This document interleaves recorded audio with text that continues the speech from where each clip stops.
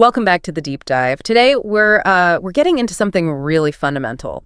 Language itself. You handed us this fascinating, dense stack of material. We did. A huge list of, really valuable vocabulary. Words that span everything from human behavior, professional integrity, all the way to the systems that keep us safe. That's right. And this isn't just going to be a glossary reading.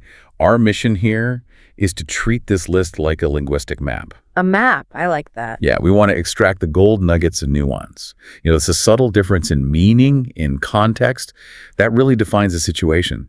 For a well-informed listener like you, the value isn't just knowing what a word like, say, responsibility means. Right. It's understanding how responsively has to interact with wisdom to avoid a complete failure of integrity. That focus on implication is so important because using the wrong word, it can genuinely lead to the wrong action. So we've broken this massive collection down. We have, into 5 distinct landscapes, you could say. We'll start by analyzing what makes up character, what we're calling professional excellence.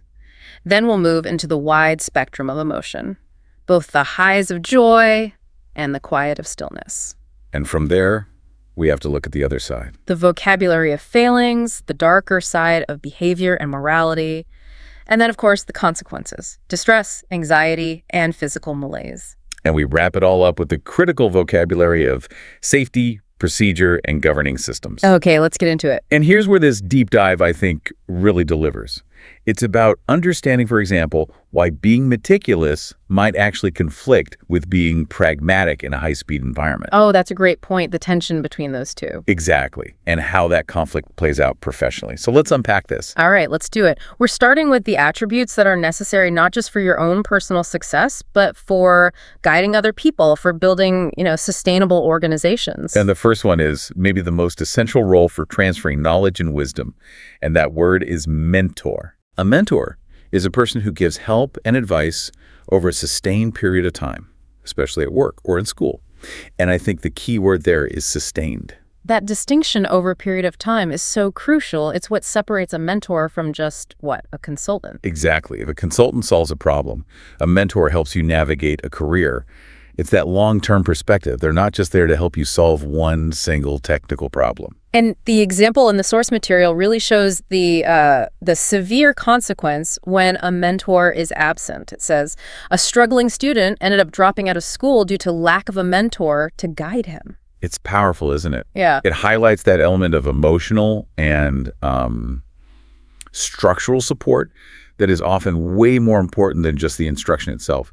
A mentor is like a human safety net. A human safety net. I'm writing that one down. And that structure is essential, which brings us to our next word, responsibility. Okay. Which is simply something that is your job or duty to deal with. Responsibility is, it's that definitional pillar of performance. It's what makes an organization function. The example is so direct. It's her responsibility to ensure the project finishes on time. It defines the boundary of ownership. Right. And critically, accountability. But here's the question. How does responsibility alone, which is just a defined task, how does that actually lead to success?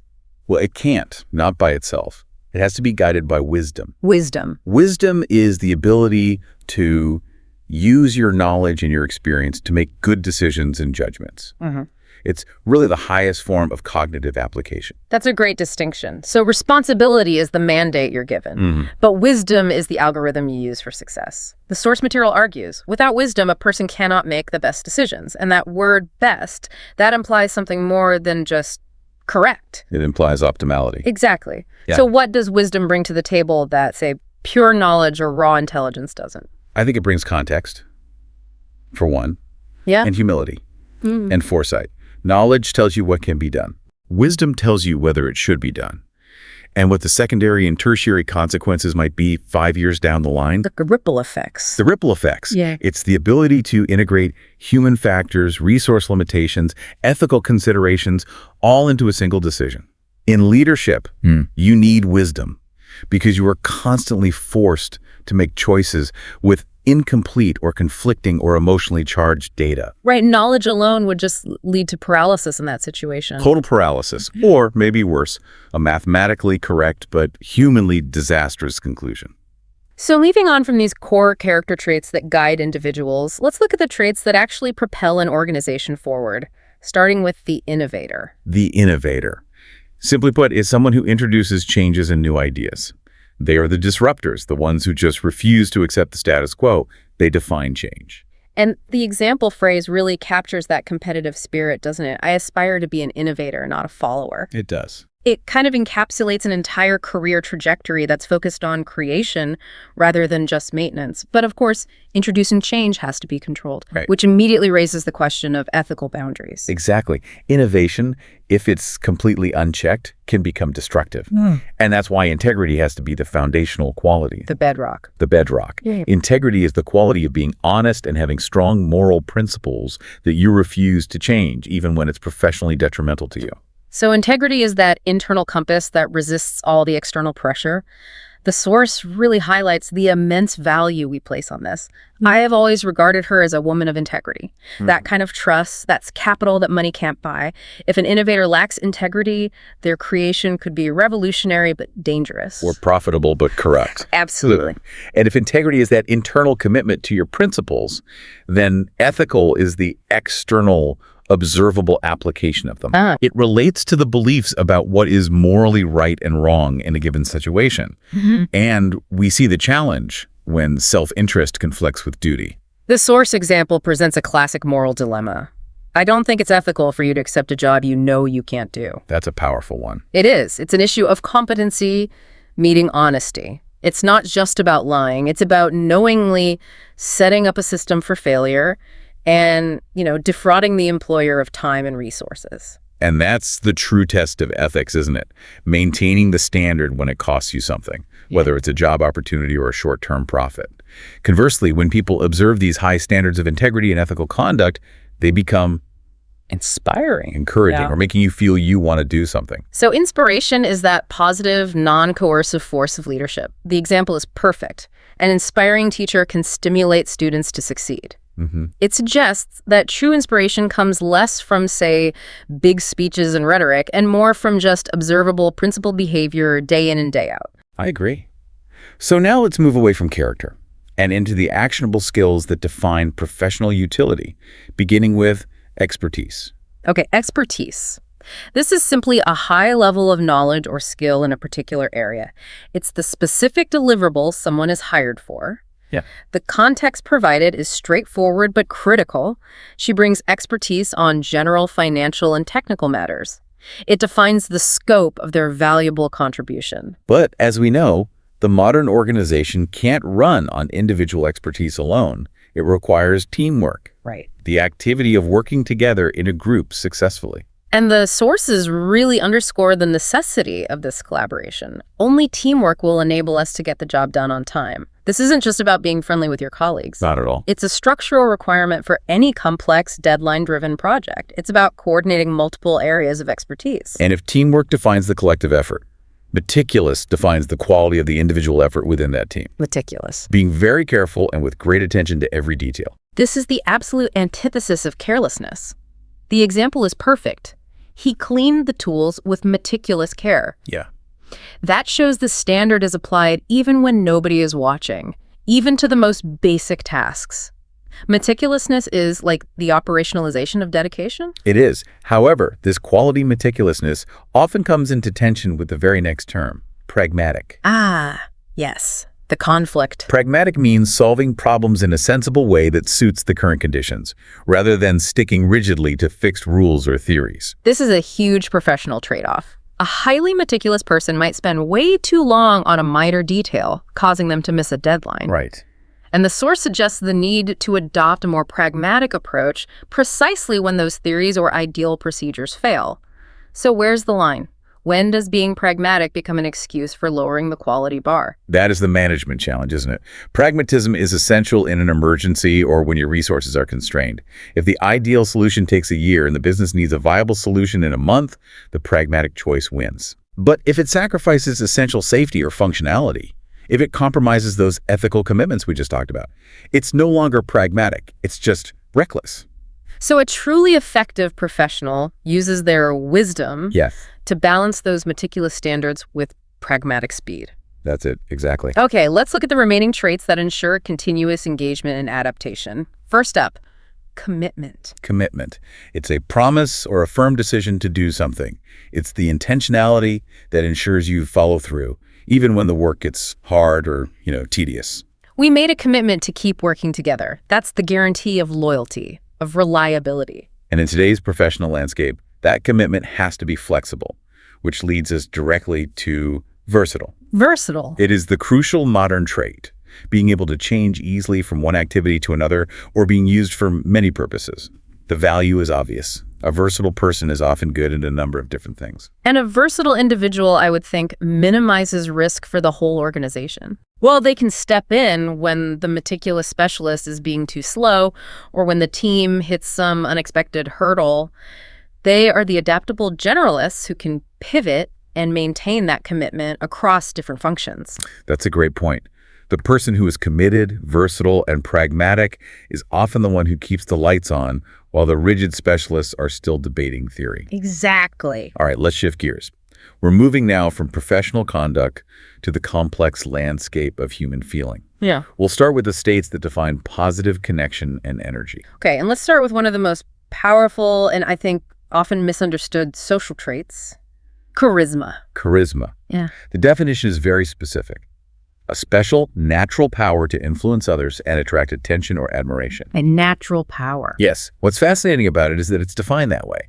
It suggests a deeply ingrained personality trait that operates almost independently of skill or integrity, though it certainly amplifies both. And we see it used across different scales, from the massive political scale. Right. He was elected to power on the strength of his charisma. All the way down to the intimate personal level. Like all truly charismatic people, he can work his magic on both men and women. Charisma is influence, but it doesn't guarantee goodness. That's key. That's a scary thought. It's the attractive force that just compels us to look and listen. Related to that, but more focused on sensory impact, is the word dazzling. Dazzling is defined as extremely impressive, beautiful, or skillful. Charisma pulls you in. Dazzling takes your breath away. It's a peak aesthetic description. I can think of nothing else but your dazzling smile. It really implies a brilliance that is almost overwhelming, whether it's a smile or a performance or an intellect. Absolutely. And building on that brilliance, we have two terms describing life energy: vibrant and vivacious. Okay, vibrant and vivacious. What's the difference? Vibrant means full of energy and life, and it often applies to places or colors. For example, the streets of the capital are vibrant with color. It defines an environment that's just teeming with life and activity. Whereas vivacious, that almost always applies to a person, right? It means attractively lively and animated. Exactly. Her eyes remained young and vivacious. So, to put it simply, vibrant is the background energy of a space. Vivacious is the personal animating spark that makes someone engaging to be around. Got it. These words define that external presentation of health and happiness. They're magnetic qualities that make other people want to be near them. They are. Now let's delve deeper into the vocabulary of high energy and emotional investment, starting with a comparison between enthusiastic and passionate. Okay, enthusiastic versus passionate. Enthusiastic is defined as having or showing intense and eager enjoyment. It's highly visible energy. We see it both in proactive effort Like, I am enthusiastic over a project for building a new bridge. and in reactive approval, like receiving an enthusiastic ovation from the audience. So enthusiasm is accessible, it's widespread, but passionate, that suggests a deeper, more emotional commitment, doesn't it? It does. It's caused by strong feelings or beliefs. The advice in the source material reinforces its foundational nature. If you're passionate about something, pursue it. So what's the application here? How do you distinguish them in, say, a professional context? The distinction is vital. Enthusiasm is great for short-term bursts of energy, the start of a project, the excitement of a new idea. Okay. Passion, however, is the fuel that sustains you through the mundane and the setbacks. But we also have to acknowledge the flip side. Passionate people are often more susceptible to emotional burnout or, irrational decisions because their beliefs are so deeply intertwined with their actions. Enthusiasm is a little less risky. That's a fantastic application point. Now let's map the intensity of peak happiness using what the source calls the exuberant trio. Thrilled, elated, and euphoric. This is a clear escalation. It is. Thrilled is the sudden, immediate spike. It's a quick, sharp feeling of excitement and pleasure, usually triggered by specific immediate good news. We were thrilled to hear your wonderful news. It's like the startle of joy. The startle of joy, I love that. Elated is the next step up. It means ecstatically happy, implying a broader, more sustained high. It often involves a collective celebration. The crowds in the square were elated by the news. It's a pervasive, almost giddy joy. And at the absolute apex of this emotional mountain, we have euphoric. This means extremely happy and excited. It often implies a state so intense it might be chemically induced or related to a life-altering event. Like the example, his parents were euphoric about the news of his engagement. Exactly. It suggests an overwhelming joy that is psychologically close to delirium, a state that's really difficult to maintain for long. It's the highest and probably least stable peak of happiness. And below those peaks, we have the cluster of words that define a happy, stable equilibrium, the vocabulary of consistent cheerfulness. Jolly, merry, buoyant, upbeat, and cheerful. These are the words of reliable good humor. She's a very jolly, upbeat sort of a person, suggests a personality trait, the default setting of positivity. Right. And merry is a bit lighter, often associated with social fun. From the house come the bursts of merry laughter. Buoyant is an interesting one. I thought so too. It suggests a resilient kind of happiness. Literally, it means tending to float or rise, but emotionally, it means lighthearted and optimistic. We were in a buoyant mood after winning our match. Yeah. It's the mood that shrugs off setbacks easily. And we shouldn't forget the other positive descriptors in here. Words like joyful, friendly, captivating. And the cognitive state of optimistic, being hopeful about the future. I think content is vital here too. Just being in a state of peaceful happiness. Contentment is the opposite of that unsustainable peak of euphoria. It's the quiet, durable satisfaction with your current state. And of course, there are words describing charming presentation, like witty for quick humor and bubbly for cheerful, high spirits. These all contribute to a positive atmosphere, making people delighted to interact with them. And we can't forget radiant, describing a glowing happiness, often associated with major life moments. A whole spectrum. But not all positive states involve high energy. Not at all. Often, the deepest sense of well-being comes from tranquility. Let's look at the language of stillness, beginning with serene and tranquil. Serene. This implies a profound internal state, doesn't it? Calm, peaceful, and untroubled. The example is almost spiritual in its imagery. The sound was so serene that it seemed unearthly. It's psychological clarity. And tranquil is the external environment that often supports that internal serenity. It's free from disturbance or commotion. Short walks into the countryside lead into tranquil surroundings. So serenity is the state you achieve. And tranquility is the setting that helps you get there. Got it. Then we encounter placid.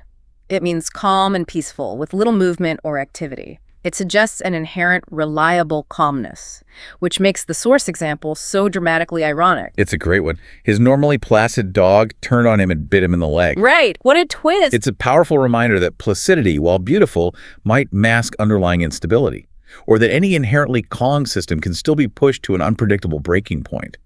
The expectation of quiet stability was suddenly shattered. Moving from that slightly shocking image to environmental comfort, we have cozy. This gives a feeling of comfort, warmth, and relaxation, often involving closeness or shelter. Cozy is that sense of shared, intimate security. We spent a cozy evening chatting by the fire. It's the antidote to a stressful, frantic day. And finally, the verbs of restoration. Unwind, refresh, and vitalize. These are the actions we take to return to that state of calm. Unwind is the necessary process of de-stressing after work or tension. A glass of wine helps me unwind. It's the deliberate letting go of complexity. Refresh gives new strength or energy, often through simple physical acts. A shower will refresh you. And vitalize is the most potent of the three. It suggests a deep restoration that gives strength and energy to both the body and the mind.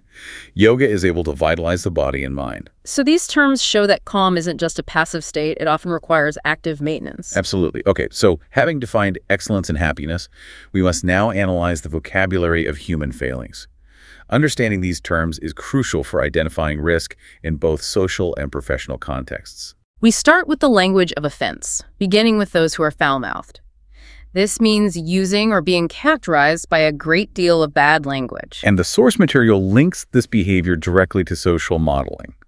It says, if kids are foul-mouthed and rude, It's probably because they hear that kind of language at home. It suggests a learned lack of constraint. Now, contrast that with smutty, which is a more specific type of offensive scene or lascivious talk, usually jokes. And the consequence is immediate embarrassment. I was really embarrassed by his smutty jokes. So foul-mouthed is general disregard. Smutty targets sexual crudeness and discomfort. Then there's vulgar, which is often related to taste and sophistication, a lack of refinement. The quote emphasizes the severity of the judgment. I think that is the most vulgar and tasteless remark I have ever heard in my life. Wow. Yeah, vulgarity is an offense against aesthetic and social propriety. And then the common everyday offenses. Rude and impolite. Rude is offensively bad-mannered. She was very rude about my driving. It's often active and targeted. Whereas impolite is generally softer. It's a failure of etiquette or manners.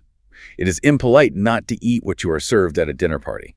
So rude is an aggressive act, and impolite is more of a social omission or an oversight. That's a great way to put it. In a professional context, being rude can ruin a negotiation, while being impolite might just cause an awkward silence.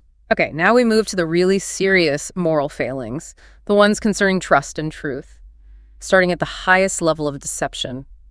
Treacherous. Treacherous. This means guilty of or involving profound betrayal or deception. This term carries immense gravity because the consequences are often catastrophic. As the source notes, his treacherous actions brought down ruin on himself. This is high-stakes, system-level betrayal. It is. Next, we have sly, having or showing a cunning and deceitful nature. This implies a quiet, calculated form of untrustworthiness, often relating to money or self-interest. The warning is very cautionary. He's a sly old man. I wouldn't trust him with my money. It's a trait that just screams hidden motives. Then there's devious, which is defined as showing a skillful use of underhand tactics to achieve goals. What's fascinating here is the business implication that almost justifies the behavior. Right. You have to be a bit devious if you're going to succeed in business. That's a chilling thought. Deviousness suggests a deliberate, strategic violation of norms, unlike the more spontaneous deception of the sly person. And the moment you hear someone defending deviousness as a necessary business skill, you should probably raise a big ethical flag. You should run. It shows a systemic acceptance of morally dubious shortcuts. Next up, we have perverse, which means showing a deliberate and obstinate desire to behave unreasonably. This is an internal, almost psychological drive toward contrariness. It often derives satisfaction from creating discomfort. She finds a perverse pleasure in upsetting her parents. It's the willful rejection of reason or constructive behavior, all motivated by some self-serving internal logic. Right. And finally, 2 words for a lack of control that disrupts others: wayward and obstreperous. Wayward means difficult to control because of willful behavior, often requiring intense parental supervision. And obstreperous is specific. Noisy and difficult to control, especially when influenced by external factors like drink. So waywardness is the quiet internal decision to reject authority. And obstreperousness is the loud external manifestation of that lack of control, or, a temporary disruption caused by intoxication. Okay, that makes sense. So the failure to adhere to these standards often points back to a structural failure of control, which starts with discipline. Discipline is the foundational training that makes people willing to obey or able to control themselves. Its absence is being undisciplined. Lacking control in behavior or manner. And the source paints a stark picture of the consequences. A colleague described as undisciplined, violent, and thoroughly unsavory. Without discipline, chaos ensues. Moving to the moral sphere, we revisit unethical and connect it to its darker cousin, malicious. Unethical means not morally correct, and it often arises from conflicts of interest or just negligence. The professional fallout can be career-ending. A number of surgeons came under suspicion of unethical behavior. It's a breach of professional trust, but malicious is far more severe. It is. It means intending or intended to do harm. That's a conscious, active desire to wound. The consequence is often reputational damage, like malicious rumors circulating. So unethical can be negligent, but malicious is intentional cruelty. Exactly. And finally, the failure to follow instructions, which leads to systemic breakdown. Disobedient versus non-compliance. Disobedient is the personal refusal to obey authority, right? Like being very disobedient towards my father. Right, it's personal. Non-compliance, however, is systemic. It's the failure to act in accordance with a command or a rule, and it often carries financial or legal penalties. Penalties for non-compliance with the fire regulations. Perfect example. Disobedience is a personal relationship issue. Non-compliance is an operational failure. You can be a compliant employee but disobedient to your parents. But you can't be a non-compliant organization without incurring some serious consequences. We've analyzed the failings. Now we address the internal states that result from stress, illness, and external pressure. This is the language of human vulnerability. And we begin with the vocabulary of chronic anxiety. Uptight and tense. Uptight means anxious or angry in a tense and overly controlled way. It suggests an emotional pressure cooker. And the implication from the source is that the state is self-imposed and requires some kind of external intervention to break it, try to laugh at it instead of getting uptight. Right. Tense, on the other hand, focuses more on the physical inability to relax because of external nervousness. The environmental source of the tension is key. The audience was tense as they waited for the acrobat to jump. Exactly. Tension is often rooted in suspense or anticipation of danger. Uptightness is rooted in chronic worry and over-control. Next, we have the restless cluster, which defines the physical manifestation of anxiety. Nervous, jittery, restless, and fidgety. Nervous is the general emotional state of being easily agitated. Yeah. I felt really nervous before the interview. Jittery is the physical amplification of that. Unable to relax, often with tremors or hyper-alertness. Yes. Felt jittery before going on stage. And restless and fidgety both describe the inability to maintain stillness, often due to boredom or generalized anxiety. The children grew restless, fidgety with the long wait. It's that uncomfortable, low-grade buzzing energy that just demands movement. It is. And we shift now to the mental framework of worry and fear. Apprehensive, concerned, uneasy, and worried. Apprehensive is predictive fear, that anxiety that something bad will happen. I'm a bit apprehensive about tomorrow's meeting. It's future-focused dread. While concerned is the standard troubled mental state, they are seriously concerned about security. Worried is the everyday term, isn't it?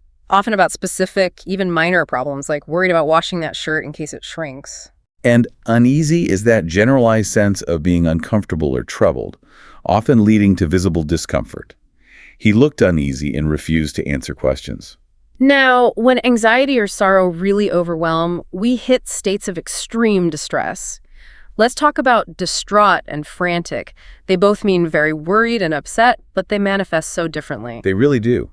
Distraught implies deep, sustained emotional trauma, often based in sorrow or shock, that leads to an inability to function normally. Weeks after the accident, she remained distraught. It's a state of deep emotional wounding.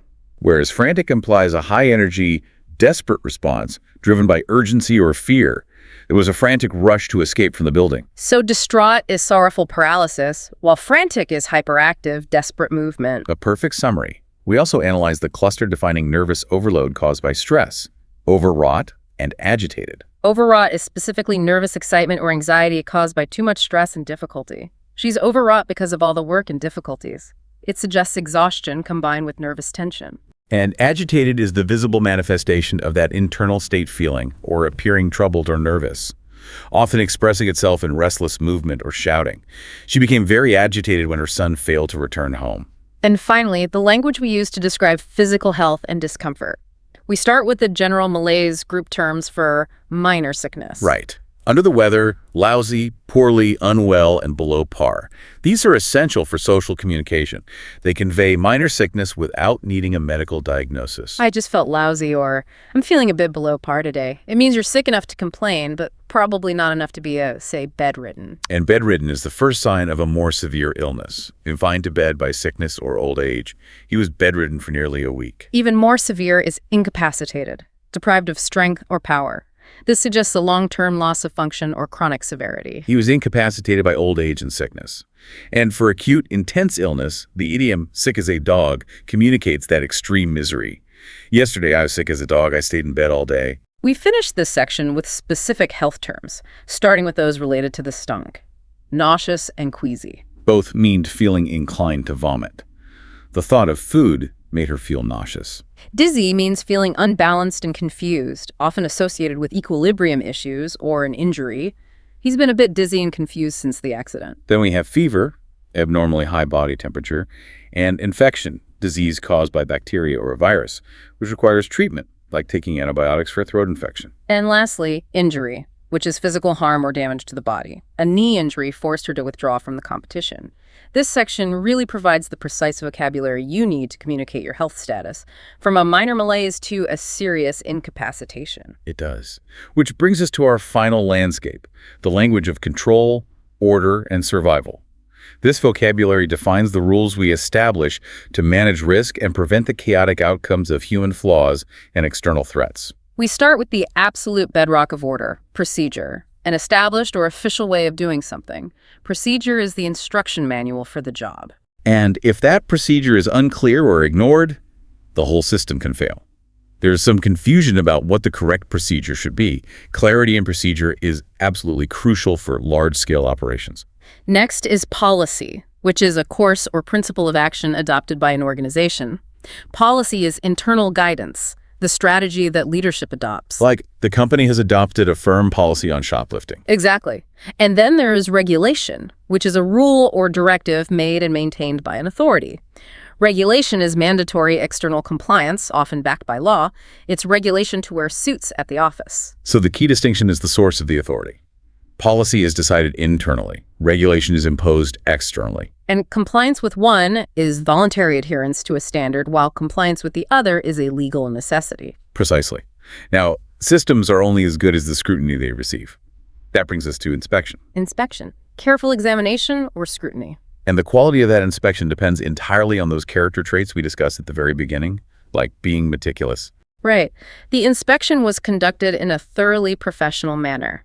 A perfunctory, non-meticulous inspection defeats the entire purpose. An inspection leads to evaluation, which is a judgment about the value or amount of something, an assessment. This is critical for measuring effectiveness, whether of a system or an employee. Your first evaluation will be 6 months after you commence employment. And the most proactive safety tool is risk assessment, the systematic process of evaluating potential risks in a projected activity. This requires integrating all available wisdom, knowledge, and experience. The stakes here are existential. The source warns of the danger of making the wrong risk assessment. A poor assessment is often worse than no assessment at all. Why is that? Because it leads to a false sense of security. That's a great point. And once the risks are assessed, the response is taking a precaution, a measure taken in advance to prevent danger or inconvenience. This is proactive safety built right into the system. I took the precaution of locking money in the safe. And if the risk is immediate, we have to rely on a warning, a statement or event that alerts us to something cautionary. And failure to warn is a serious liability. As the source indicates, the owners are at fault for not warning us. So we have to clearly define the nature of the threats, starting with a critical operational distinction between a hazard and a danger. A hazard is something dangerous and likely to cause damage. It is the potential source of the risk. For example, the busy traffic entrance is a hazard to pedestrians. It's a fixed condition that creates risk. And danger is the possibility of suffering harm or injury itself. It's the consequence of the hazard being realized. It requires an active avoidance instinct. His first instinct was to run away from danger. Right. The hazard is the icy road. The danger is the possibility of skidding off the road right now. Organizations manage hazards. Individuals react to danger. That's a fantastic distinction.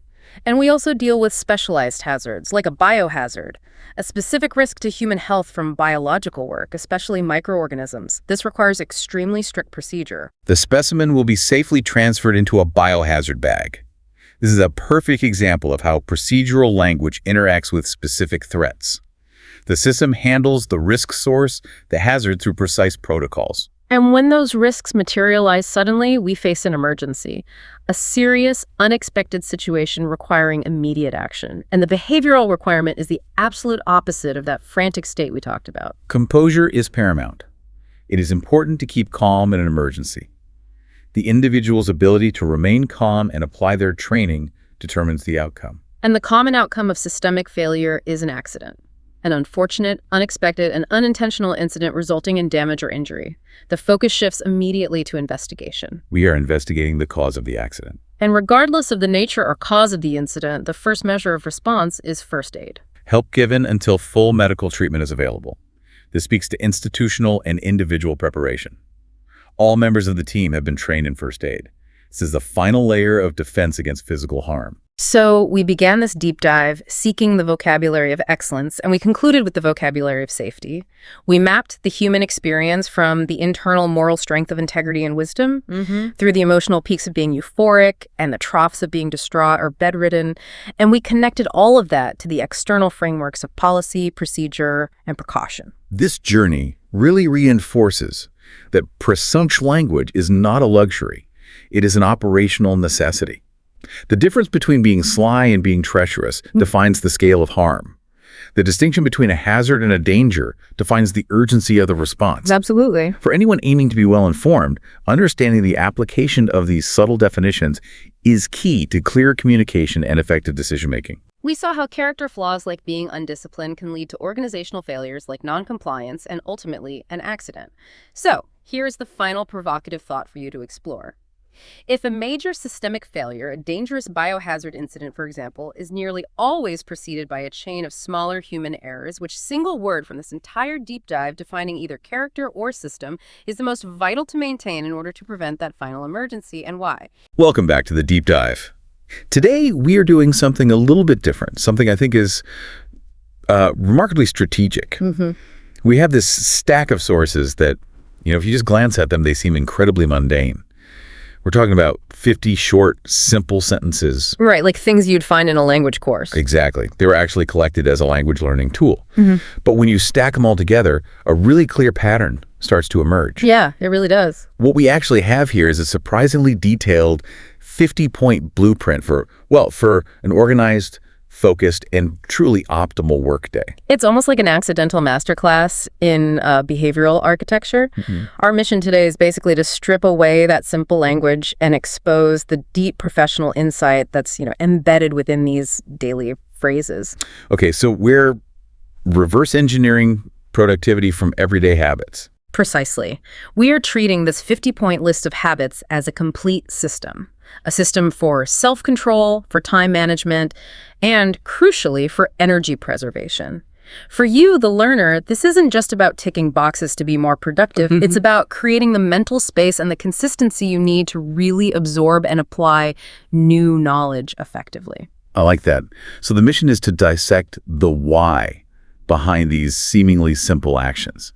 Things like, from the precise moment you log in until you formally log out at the end of the day. And to understand exactly how these small, repeatable, conscious decisions can lead to, major control over your professional environment. It's like we're fighting back against information overload by introducing supreme structure. That's a great way to put it. Okay, let's unpack this blueprint step by step. Let's start with the beginning, the psychological leap into the workday. Right. So this first phase, what we're calling the morning launch, is all about the transition. The transition from not working to working. Exactly. The sources teach us that highly effective people don't just, drift into their workday. They execute a structured switch, both psychologically and physically. The goal here is to establish control right from the get-go. You want to prevent the tasks of the day before, or personal distractions, from leaking into that critical first hour. That's the key. You're building a firewall. Okay, so let's get into the specifics. The very first action mentioned is both definitive and digital. The first habit is, I log into my computer when I arrive. It sounds so basic. It does, but it's not. The source really emphasizes this as the very first signal. It's the moment that the preparation for tasks has officially begun. So it's more than just turning on a machine. Oh, absolutely. It acts as a digital demarcation line. Just think about the psychological difference for a second. Okay. You could check work notifications on your personal phone while you're walking to your desk. We all do it. Guilty. Right. But compare that to sitting down, maybe taking a deep breath, and then formally logging into the machine. When you log in, you are confirming a boundary. You're saying, I am now at work. You're saying, I am ready to engage with my tools, and my professional attention is now claimed. This single act prevents what we call intentional fragmentation before the day even really begins. Attentional fragmentation. I like that term. It's a real problem. If you start with your phone, you expose yourself to personal texts, news headlines, social media, all before that protective firewall of your intention is fully up. So logging in is like closing the door and flipping the on switch for your professional brain. That's the perfect analogy. Okay, so following that digital commitment, we have something more personal, a sensory anchor. I make a fresh cup of coffee before starting. Is this really just about the caffeine? Or is there something deeper going on here? It is profoundly psychological. It extends so much further than just the physiological kick from the caffeine. I always suspected that. This ritual, it serves as a critical bridge. It's a moment of autonomous, low-stakes task execution. Research shows that consistent routines, especially sensory ones— Like the smell of coffee, the sound of the machine. Exactly. Those things create powerful cognitive momentum. While the water is boiling or the machine is whirring, your brain is actually transitioning. It's moving from that diffuse, relaxed state of home life to the focused, analytic state you need for work. So you're doing something that doesn't require a lot of brain power, which lets the rest of your brain sort of warm up. Precisely. You're letting the high-level cognitive machinery warm up slowly. The common thread across high achievers isn't always what they do, but the sheer consistency of the small, repeatable routine that anchors their shift into focus.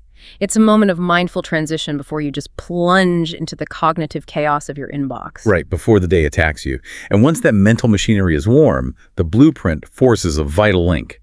A link between the present and the past. I usually review yesterday's notes. Why is this a mandatory habit? Why not just dive into the most urgent-looking email? Because that's a trap. This habit is pure efficiency, and it's realized by minimizing the cost of context switching. Okay, that mental gear shifting we talked about. Yes. The most expensive mental resource we use every morning is the time we spend just trying to remember where we left off. I feel that. It can take me 15 minutes just to figure out what I was doing. It can take 20 minutes, easily. If you finished a complex report at 5 p.m. yesterday, and you walk in this morning and immediately open some new unrelated project, you've just wasted all that time trying to reestablish the mental framework of the report you should be finishing. So reviewing notes is like a self-guided knowledge transfer. It's exactly that. You're bringing the context, the half-finished thoughts, the critical variables from yesterday directly into today's focus. It creates a seamless flow. It ensures the end of one workday and the start of the next operate as one continuous, efficient sprint. And for you, the learner, that's crucial. It solidifies the retention of what you learned yesterday, making sure that learning isn't fractured by the overnight break. Absolutely. You're not starting from zero every morning. Okay, that makes total sense. So once the mind is focused and connected to the previous day's work, the strategy shifts to organizational awareness. And the blueprint immediately jumps to a shared reality. I check the team calendar every morning. What's the strategic function here? This moves organization from being a siloed personal thing to a collaborative requirement. Because your time isn't really your own. In the modern workplace, it's rarely 100% your own. If you're part of any kind of team, failing to check the calendar is basically failing to participate in the shared timeline, this quick scan. It's a proactive identification of potential landmines. Landmines, okay. Like what? Well, did a critical meeting get moved to an earlier time? Is your boss suddenly out of the office? Is there an unexpected deadline or a major team announcement you missed? It takes less than 60 seconds. A minute. 1 minute. But it calibrates your entire daily time budget. It prevents you from, say, scheduling a 2-hour block of deep focus time only to realize 10 minutes in that you were supposed to be in a mandatory meeting. Right. So that upfront investment prevents massive disruption later in the day. Totally. This calendar check then sets the stage for communication triage. The source mandates I answer urgent emails first. And the rule is to immediately reply to messages needing a quick response before starting any major task. How do we define urgent here without getting sucked into the inbox vortex? That is the core challenge, isn't it? And the blueprint handles it, I think, brilliantly by creating layers. Layers, okay. The initial urgent rule is strictly for high-impact communication. Things that are blocking someone else's work or things that require a fast, definitive yes or no response. So you're unblocking your team. You're being a good organizational citizen. You clear the debris that prevents the rest of the team from moving forward. The key here, though, is strict time boxing. You dedicate 5, maybe 10 minutes. You identify the critical 3 emails, you answer them, and you stop. You have to resist the temptation to just keep scrolling. You have to. You resist diving into the low-stakes, high-volume stuff that comes later. Right. Because the blueprint doesn't stop there. It then connects this immediate action to a larger goal. The habit of, I respond to all emails by noon. Why is the specificity of noon so critical here? Why not just sometime this afternoon? Because the specificity of noon transforms a vague desire into an executable task. It's a powerful application of what's called Parkinson's law. Which is? Work expands to fill the time available for its completion. Ah, Right, so if you give yourself all day, it'll take all day. Exactly. By setting a strict time-bound goal for clearing the bulk of your inbox by lunchtime, you force yourself to be efficient. If you just tell yourself, oh, I'll do emails sometime this afternoon, it becomes this low-grade distraction, the task you were always about to do. It just hangs over your head. It hangs over your head. By consolidating your email response into 2 distinct high-focus windows, that immediate triage in the morning and the full clear-out by lunch, you establish an impenetrable boundary. You're telling your communications, I will address you at these specified times, rather than letting the inbox chime dictate the rhythm of your day. Which maximizes focus for the afternoon when, let's be honest, cognitive energy often takes a nosedive. Precisely. That makes perfect sense. But before jumping into the specific tasks from those emails, the blueprint forces one more crucial moment of strategic oversight. I review goals for the week. This means looking at the things you intended to finish by Friday to see your current progress. What happens if you skip this step? Well, if you skip this step, I can almost guarantee you will spend the entire week being busy without being effective. Ouch. The busy trap again. It's so easy to fall into. Most people jump from yesterday's tasks directly into today's most immediate demands. The loudest email, the closest deadline. Reviewing the weekly goals forces you to look up at the horizon. See the big picture. It demands a moment of metacognition. You have to ask yourself, are the tasks I'm about to execute today actually serving the strategic objectives for the week? Or am I just satisfying administrative minutia? For the learner, this is the differentiator. You have to ensure that the specific knowledge you gain or apply today is actually moving the needle on a larger project, that it's contributing to mastery, not just satisfying 5 low-value requests. So this habit prevents the entire week from being unconsciously hijacked by tasks that don't really matter to your bigger professional goals. Exactly. It's your strategic compass for the day. So as we transition into the midday, the blueprint shifts gears. It moves from that strategic planning of the morning to the intense execution and defense of your mental resources. This whole section is about sustained output. Right, and here's where the proactive defense really begins. The first major habit is, I block time for deep work.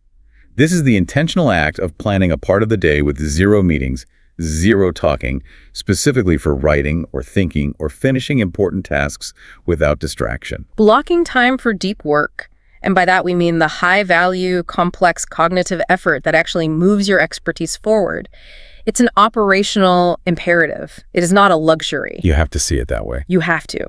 We must understand that our time is not a passive resource. It has to be actively defended. By blocking that time on your calendar, you treat it like an immovable external meeting. You're telling your colleagues, and maybe more importantly, you're telling your own brain, that this time is sacred for concentration. Yes. Studies on knowledge work confirm this again and again. If you do not actively schedule deep work, shallow work, the emails, the quick calls, the ad hoc meetings, it will automatically consume 100% of your available time. And you'll end the day feeling busy, but like you accomplished nothing important. Exactly. You'll feel busy but unproductive. This habit ensures the time you need for synthesis and for knowledge application is actually secured. But blocking the time is only half the battle, right? We also need to defend it digitally. The blueprint includes 2 specific digital defense strategies. I turn off notifications during meetings, and then the repeated habit of I mute my phone during focus time. What is the actual cognitive tax of not doing this? The tax is enormous, and it's surprisingly easy to calculate. This is where the 23-minute rule comes into play. The 23-minute rule? Okay, what's that? Research has shown pretty definitively that once you are substantially interrupted, and that means your attention shifts entirely, usually because of a sound or a vibration from your phone, it takes an average of 23 minutes and 15 seconds to return to the state of deep focus you had before the interruption. 23 minutes for one notification. 23 minutes. So think about that. If you get 3 non-critical notifications during a 1-hour deep work block, you haven't just lost the 30 seconds it took to glance at your phone. You've lost nearly an hour of recovery time just getting back into the zone. You've lost the entire hour. Muting your phone is not just polite, it is preventative maintenance for your most valuable asset, your sustained attention. In a meeting, muting is a commitment to effective listening. In deep work, it's a commitment to the quality of your output. And this attention defense leads directly to what you call the core principle of cognitive efficiency. the anti-multitasking rule. The source specifies, I avoid multitasking during busy hours, preferring to focus on one task when busy to minimize mistakes. Here's where it gets really interesting for me. Why is the active avoidance of multitasking a key habit for organization, especially when, our culture praises people for being able to juggle? Because multitasking, as 99% of people practice it, is a complete myth. A myth. It is. It's simply rapid, inefficient, and highly draining task switching. Our brains are just not designed to process two complex streams of data at the same time. Every time you switch from, say, writing a report to answering a Slack message, your brain has to shut down the operating parameters for the first task and load up the parameters for the second. And that switching has a cost. A huge cost. This process leaves behind what neuroscientists call attention residue. Your focus is still partially stuck on the previous task. So when the hours are busy, meaning you're under time pressure, and the stakes are high task switching, is the fastest way to introduce errors, increase the time it takes to finish something, and drastically elevate your stress hormones. This habit of single focus ensures quality control and, cognitive calm. It's an organizational habit born out of self-preservation and the clear understanding that focused singularity beats scattered duality every single time. Okay, so with our focus defended, the next steps in the blueprint address the necessary collaborative structure and the optimal timing of different types of work. Yes, exactly. Now we get into structuring the flow of information. It begins with synchronization. I join the daily team call at 10. This is that vital morning check-in to discuss plans, tasks, and updates. Why 10 a.m. specifically? Why not right at 9 a.m. when the day starts? The timing is incredibly strategic because it respects that morning ritual phase we just talked about. Right, gives you that first hour. It does. If you start a mandatory call right at 9 a.m., you completely eliminate the time needed for the coffee ritual, for reviewing your notes, for that urgent communication triage. A 10 a.m. synchronization point assumes that the first hour has been dedicated to personal organization and tactical preparation. So by 10 a.m., everyone is caffeinated, they know their objectives, and they've cleared the immediate email noise. Exactly. The call can then focus entirely on strategic alignment. You discuss potential roadblocks, you make sure people aren't working at cross purposes. This brief, high-level morning sync prevents dozens of back-and-forth emails later and reduces organizational friction for the rest of the day. And that initial organization allows for the strategic front-loading of complex work. The next habit, I usually finish reports before lunch. This strategy aims to complete important documents or summaries in the morning, freeing up the afternoon. Is this tied into our natural energy cycles? It absolutely is. This is a perfect example of excellent energy management aligned with our biological clock. Most people, particularly those who identify as morning people, experience their peak cognitive performance in the late morning. After the coffee, but before the lunch dip. That's the prime window. Your best analytical and sustained attention capability is right there. And reports, complex documents, synthesizing data, that requires high analytical power. It's the definition of deep work. By front-loading these tasks, you ensure the highest quality output. You're maximizing your prime mental real estate. And beyond that, I imagine there's a huge psychological relief. The heaviest lift of the day is done before noon. Immense. The afternoon is then free for meetings, admin tasks, or less cognitively demanding work that isn't as affected by that inevitable post-lunch energy dip. That focus on high-quality execution continues right into post-meeting behavior. I send out updates after each meeting. This is a vital communication habit to share decisions and next steps quickly with the team or the boss. This habit is all about transforming discussion into tangible action items. It's about minimizing the half-life of decisions. The half-life of decisions. I like that. A meeting is inherently worthless if it doesn't result in clear decisions, assigned ownership, and then, subsequent action. By sending the update immediately, often within minutes of leaving the meeting, you capitalize on the high energy and the clarity of the discussion. You solidify what was decided. You solidify the decisions, you assign clear next steps, who does what by when, and you drastically reduce the opportunity for ambiguity. And ambiguity is the single biggest enemy of teamwork. It's the organizational equivalent of striking while the iron is hot. It just ensures that momentum is maintained. And finally, in this section, we address the unavoidable organizational drag. I schedule time for admin tasks. This acknowledges that small, necessary tasks like filling out forms or reviewing expenses need dedicated, planned time. Why not just squeeze them in between other tasks? Because squeezing them in is just low-level, high-frequency context switching. It's death by 1,000 paper cuts. Administrative work is the necessary friction of professional life, but you can't allow it to interrupt your high-focus periods. The key is to schedule it. This habit encourages batching. Batching, so doing all the similar little things at once. Exactly. Think of it as consolidating all those small, low-effort tasks. The forms, the expense reports, the minor filing into one specific limited window, maybe 30 minutes in the late afternoon. Batching minimizes the cost of that task switching. Instead of wasting 5 minutes switching context 10 times throughout the day, you absorb the cost of switching once, and then you just execute all 10 tasks seamlessly. And that frees up your mental energy during the deep work periods when it really matters most. That's the whole game. Okay, we've established the cognitive discipline, but the blueprint recognizes a critical truth. The body is the battery for the mind. So now we pivot to the habits that ensure sustainable productivity, not just these short bursts of outpouring. This shift is absolutely vital. You cannot maximize your output over the long term without conscious, deliberate attention to your physical maintenance. Ignoring your physical health is the fastest way to invite burnout and cognitive decline. The blueprint offers 4 physical resets, starting with this one. I take short breaks to stay focused. This is a necessary countermeasure to prevent tiredness or loss of focus from long working periods. So how short is short, and how does it actually enhance focus? We're talking about what's known as the ultradian rhythm. Research in productivity suggests that the human brain works best in cycles, typically about 90 to 120 minutes of intense focus, followed by a necessary 15 to 20-minute break. So our brains aren't meant to just go for 8 hours straight. Not at all. Short breaks, even just 5 minutes every hour, are a form of active recovery. They allow your cognitive resources, specifically your attention reserves, to replenish. This is not laziness. No, it's strategic. It's a strategic productivity multiplier. A highly focused 50-minute interval followed by a 5-minute break to stand up or look out the window is infinitely more productive than a distracted, tired 90-minute struggle where you're fighting mental friction the entire time. The break prevents that buildup of cognitive fatigue that leads to sloppy mistakes and reduced retention. That concept is immediately followed by a more substantial movement break. I take a walk during lunch, getting fresh air, moving the body.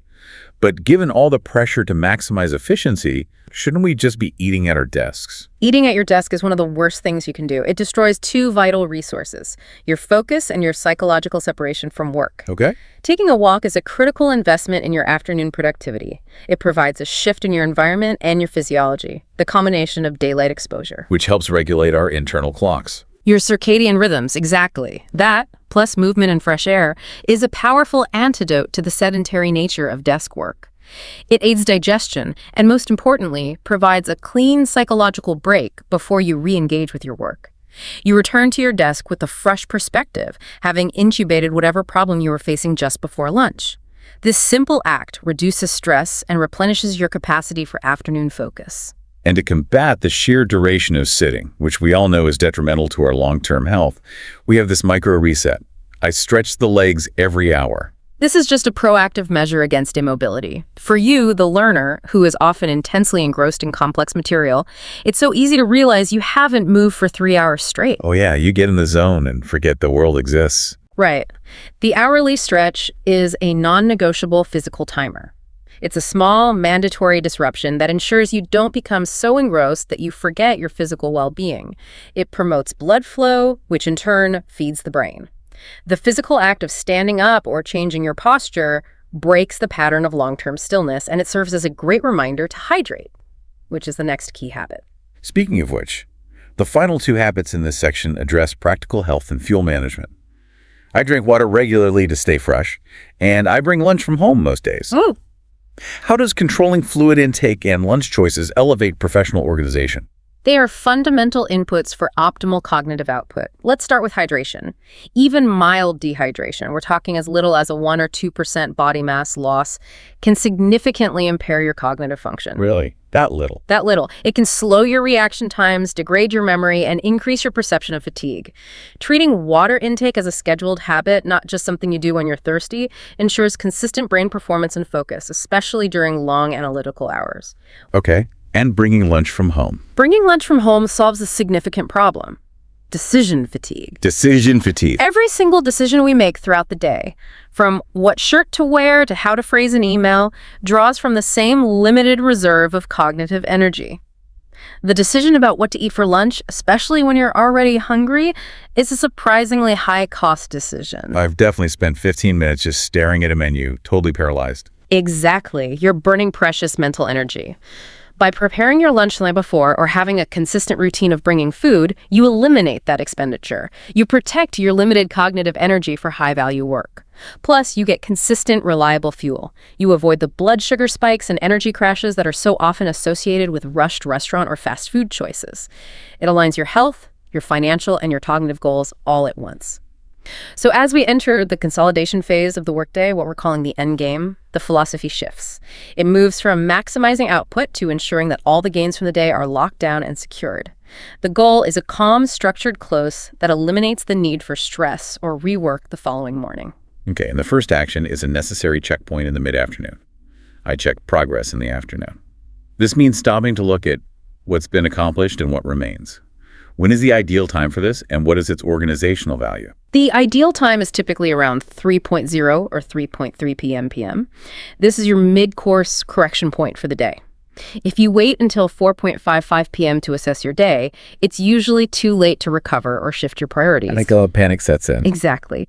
The mid-afternoon check forces realism. It allows you to quickly assess, do I have enough time left to finish that major task, or do I need to proactively communicate a delay? This is an act of professional transparency and risk management. It prevents that end-of-day panic. If you realize you can't finish the major report, you can dedicate the remaining time to clearing all the small administrative tasks instead, thereby achieving a different kind of productivity goal for the day. That's smart, and tied directly to that assessment is the critical documentation habit. I note down what was finished today, making a short list in a notebook or an app to keep track of progress. This seems a little redundant if you're already using project management software, no. What's the unique benefit of this personal documentation? It serves a crucial dual function. It's organizational proof and it's psychological closure. Organizationally, it provides a clear, high-level record of your achievement that's instantly available for status updates, performance reviews, or just for reminding yourself of your contribution. But the psychological benefit is arguably even more important. How so? By physically ticking off or listing your completed items, you reinforce a sense of accomplishment. This actively prevents that pervasive feeling so common among knowledge workers that I was busy all day, but I achieved nothing tangible. I know that feeling all too well. We all do. And that feeling erodes motivation. Documenting your achievements provides an undeniable, concrete list of your wins, and that fuels your motivation for the next day. And underpinning all of this is continuous organizational hygiene. I update the to-do list during the day, adding new tasks or marking completed ones to stay in control. If this is a living document, how often should it realistically be updated to avoid it becoming a distraction itself? You have to treat your to-do list like a secondary brain, an external memory system that you fully 100% trust. Ideally, you update it the instant you receive a new task or complete an old one. This isn't a distraction, it's an immediate release of mental overhead. So you're getting it out of your head and onto the page. You're offloading it. When you capture a fleeting thought or a delegated task right away, you eliminate the background mental noise associated with trying to remember it later. If you trust your external list to remember for you, you free up valuable cognitive RAM, your immediate working memory, for the actual high-level analysis and problem-solving that your job requires. The habit of continuous, low-friction list maintenance ensures you stay in dynamic control. Okay, so with the day's tasks accounted for, the focus shifts to creating a clean environment for the next start. This involves both the physical and the digital realm. Yes, both are critical. Let's start with the physical tidy-up. I organize my desk in the afternoon. Cleaning and arranging papers and items. Is a tidy space simply aesthetically pleasing, or does it have a measurable impact on tomorrow's performance? It has a profound impact, and it's directly linked to reduced cognitive load. Okay. When you return to a cluttered desk in the morning, your brain is immediately forced to process the residual chaos of the day before. Unnecessary papers, stray coffee mugs, unrelated files. This sorting requires mental effort. It uses up your finite cognitive energy before you've even logged in. So you're starting the day with a deficit. You are. Organizing your desk in the afternoon is an intentional investment in tomorrow's focus. It provides a clean slate, both literally and figuratively. It ensures that when you sit down, your visual environment supports calm, focused thought rather than reminding you of yesterday's incomplete tasks. Now, for the digital hygiene, which is arguably even more critical today, the blueprint lists 3 very specific digital closing habits. First, the resilience habit. I save important documents to the cloud. This is the organizational bedrock. This is the resilience habit that ensures business continuity. In our complex digital ecosystem, relying solely on local storage on your laptop is, frankly, organizational negligence. That's a strong word. It's true. Saving to the cloud ensures that regardless of a physical hardware failure, an accidental deletion, or some other localized issue, your work product is safe, it's backed up, and it's accessible from anywhere. For the learner, whose core value is accumulated knowledge, losing a document due to poor saving habits is catastrophic. This is the simplest form of high-stakes risk management applied daily. Second, and highly relatable to anyone who works online, I clean up the desktop and close tabs, organizing the screen, putting files in folders so everything is ready for the next day. How is closing a web browser a productivity habit? This targets what I call digital debt. Think about the psychological weight of a browser that's open with 25 or 30 tabs. I'm looking at one right now. We all are. Each one of those tabs represents an incomplete thought, an unresolved query, or a potential distraction. Even if you're not actively looking at them, those tabs drain your background mental energy. They signal unfinished business. So cleaning up the desktop and closing tabs is a forced decision point. It is. You have to ask, is this essential for tomorrow? If yes, I'll save it to a specific folder and close the tab. If no, I'll discard it. This critical decision-making ensures that you are only carrying necessary context forward, and it dramatically reduces that sense of digital overwhelm that plagues so many modern workers. And finally, a very specific and formal closing. I shut down the computer properly. Explicitly saving work and shutting down, distinguishing this from just closing the lid or putting the computer to sleep. Is this just technical maintenance, or is there a psychological component here? It's a profound psychological and technical sign-off. Closing the lid is convenient, sure, but it allows background processes and lingering notifications to potentially leak into your personal time. Shutting down properly is a formal punctuation mark on the workday. The period at the end of the sentence. It is. It forces that final confirmation that all your files are saved, and it provides a hard physical break. That action tells your brain definitively the work center is now closed. And that clarity prevents work residual from accidentally intruding on your recovery time, ensuring a higher quality mental separation and better rest. Okay, so we've consolidated and secured today's work. The final sequence of habits ensures that tomorrow's start is not just smooth, but highly effective. It eliminates that dreaded cold start problem. Yes, this is all about priming yourself for success tomorrow. It starts with foresight. I usually check tomorrow's schedule before leaving, looking ahead at meetings, tasks, or reminders. Why is this more effective at 5 p.m. than at 8 a.m.? Because at 5 p.m. you are still in professional mode, and the information you absorb has time to incubate overnight. Incubate? Yes. Checking the schedule at the end of the day eliminates morning anxiety. The cold start problem is often caused by walking into work blind, only to discover a critical early meeting or a major deliverable due that you haven't prepared for. By checking tonight, you preload the critical context. Your subconscious can actually process this information while you sleep, which means you walk into the office with an established plan, feeling proactive and in control, rather than reactive and rushed. Even more proactively, the blueprint suggests, I prepare talking points for tomorrow's meeting, making a short list of ideas or updates to feel more ready and confident when speaking. This is fascinating. It's like planning the performance the day before. That is the essence of cognitive priming. If you know you have to present updates or contribute substantially to a high-stakes discussion, writing down those 3 key bullet points utilizes the brain's incubation period. So you're using your downtime effectively. You are. The actual content is fresh in your mind from the preceding workday, which makes the preparation quick.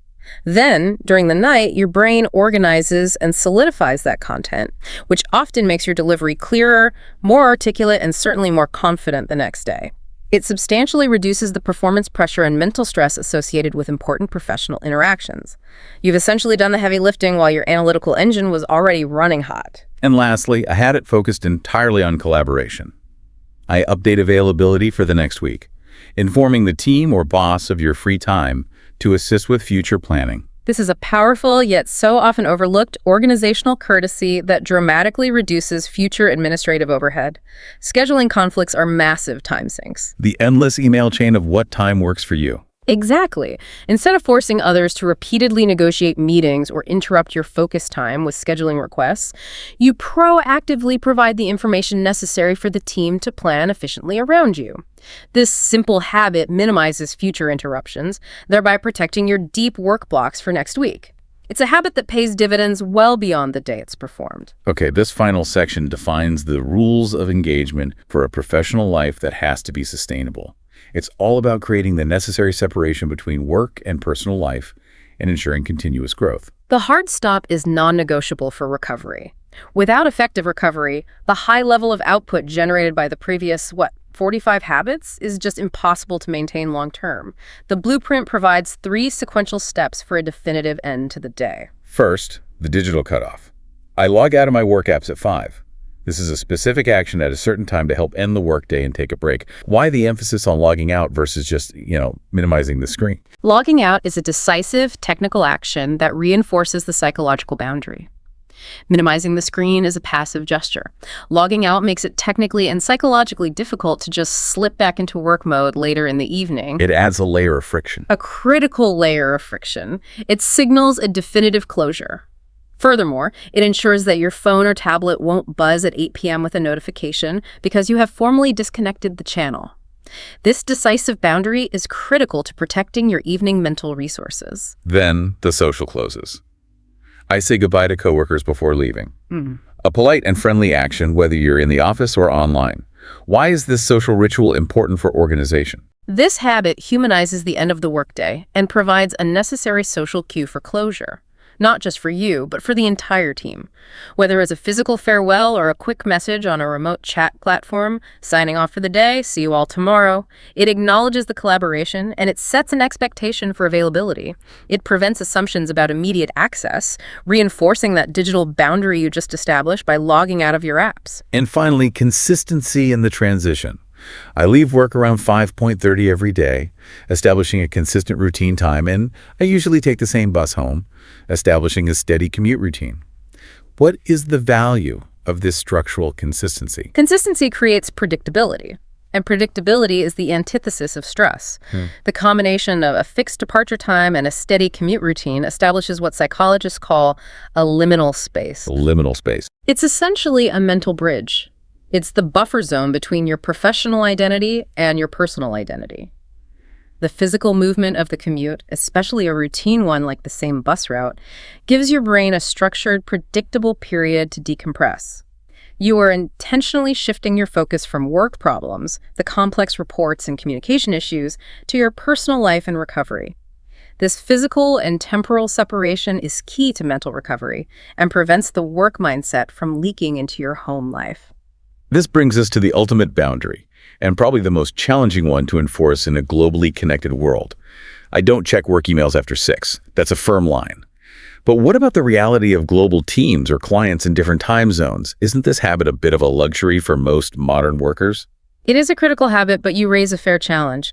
The source implicitly defines this not as a blanket refusal to engage with the world, but as a deliberate effort to separate work from personal time to ensure recovery. So it's about the principle, not the specific time.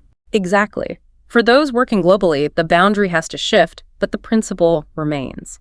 You must define a window where you are non-contactable by work. If your job requires a 9 p.m. check-in for the Asian markets, then your actual recovery window must be strictly enforced from, say, 5 p.m. to 8:30 p.m. You still need that protected time. But for the vast majority of workers, the rule is non-negotiable. Checking emails late at night reintroduces stress, it stimulates your mind with problems you cannot solve until the morning, and it effectively eliminates the necessary recovery period. If sustainable productivity is the goal, disconnecting entirely for a significant period is mandatory. Checking an email at 9 p.m. gives your mind a problem to chew on all night, degrading the quality of your sleep and your clarity the next morning. This habit is the final defense against work creep. It preserves your mental capital. That focus on sustainable energy and continuous learning really reinforces the learner's mindset. And that's why the final habit listed is so important. I join training sessions every Thursday, attending a class or workshop to learn new things for your job or for personal growth. This is the long-term investment that completes the entire blueprint. If all 50 habits were purely focused on efficiency, on just maximizing the output of your existing skills, the learner would become a highly optimized task completion machine, but ultimately they become stagnant. Right. You'd just be doing the same thing faster. Precisely. Scheduling continuous learning, like a dedicated training session, ensures that the optimal workday is also an improving workday. You are investing in future knowledge, future skills, and future efficiency. It guarantees that time is deliberately set aside, not just for doing, but for growing, for synthesizing new knowledge, and for applying it. It's the difference between operating efficiently and operating at a continuously increasing level of competence. By placing this habit at the end, the blueprint reminds us that efficiency is merely the foundation for growth. We've also found other small habits scattered throughout the sources that really reinforce this theme of discipline, such as I try to stay off social media at work, and the one we mentioned before, I mute my phone during focus time. All 50 points seem to point back to the same cohesive philosophy. They do. It's all about control. Control over your environment, control over your time, and control over your energy. The avoidance of social media is just another form of attention defense. It's recognizing that the instant gratification loop is a direct competitor to deep, valuable work. If we look back at the entire 50-point blueprint, the structured start, the email triage, the deep work blocks, the movement breaks, the digital cleanup, the structured log off, it combines into a single cohesive system designed to maximize intentionality and minimize reactive behavior. It's a complete architecture for professional self-mastery. So we started this deep dive seeing what looked like a simple list of 50 phrases from a language lesson. We've ended with a comprehensive 4-part strategy for professional self-management. What does this all mean for you, the listener? It means that the highest levels of productivity and knowledge retention, they are not innate qualities. They are built entirely on small, repeatable, conscious decisions, consistently applied from the moment you log in to the moment you decisively log out. And for you, the learner, the value here is in the structured clarity this provides.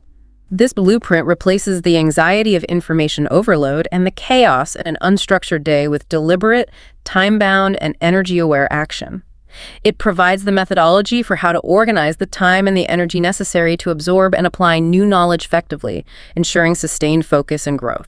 We dedicate a lot of time to Section 3, the end game, highlighting the importance of closing the day properly, saving documents, cleaning the desk, preparing for the next morning. If the goal is seamless continuity and completely eliminating that cold start problem, which specific action mentioned in our wrap-up, besides the mandatory action of logging out of apps, gives you the most control over tomorrow. It has to be the cognitive preparation step. It's a two-parter. Checking tomorrow's schedule and preparing the talking points for tomorrow's meeting. Checking the schedule provides the strategic map. It ensures you know where you need to be.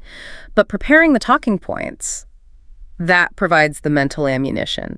It utilizes the brain's overnight incubation period to ensure that your first high-stakes interaction the next morning is performed with confidence, with clarity, and with competence. So that small moment of focused preparation buys you huge returns in performance and confidence the moment you clock in. It's the ultimate leverage point for starting your day strong. A perfect insight to close on. That intentionality is the secret ingredient. Thank you for diving deep with us. We'll catch you next time.